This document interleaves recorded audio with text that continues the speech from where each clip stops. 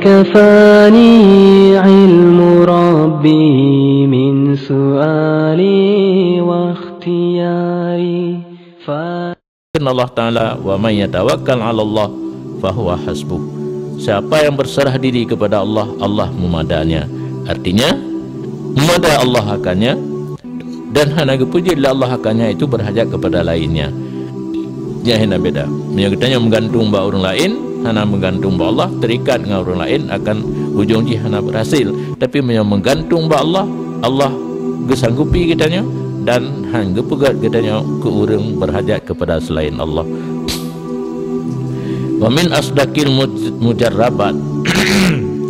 Dan setengah daripada yang paling betul hasil tes tentang masalah tawakal itu bahawa sungsiman yang tawakal kepada Allah dan menyerah seluruh urusannya kepada Allah Ta'ala dan menggunakan waktu yang kosong untuk taat kepada Allah Ta'ala dan menjauhkan diri daripada maksiat Allah Ta'ala, gepemudah oleh Allah baginya rezekinya, dan gepemudah gepersiap oleh Allah asbabnya rezeki, dan geilham ibadat Allah dengan pemberian dan ihsan, pemberian Allah dan ihsan Allah kepadanya, bahkan dengan kelebihan samawi, kelebihan yang datang dari langit sebalik kebiasaan.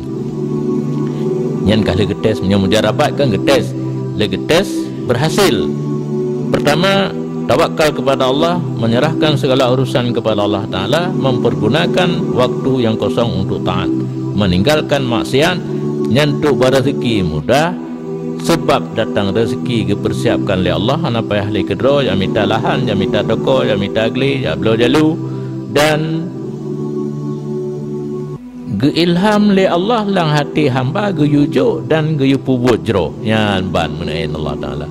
Kan gati ya sabaguni aja wadah tu geti perasaan le Allah lam hati orang lain, hamba Allah yang lain, bil ata wal ihsan geyujuk ya ana jak tahu ibadat ikah ke kami dapat kaju gede biu kadu assalamualaikum sedekah doa baca nyapat jaga baca nyapat sedekah pribadi baca alhamdulillah mendatih dalam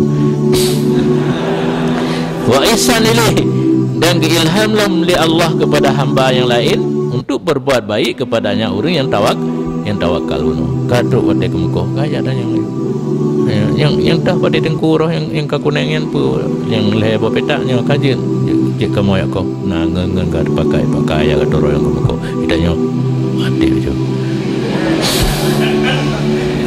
yang menyahanatu keyakinan kanan jangan coba-coba dia merukuk padi idanya pakan pun kan dia yang meratip nak sokoh pak orang je kan karena kalian kagak serah diri kepada Allah kerja pergunakan waktu yang kosong untuk ibadat kepada Allah, geado kedro oleh Allah lain tanpa geyuh gaknya, tanpa menteri ladi gaknya.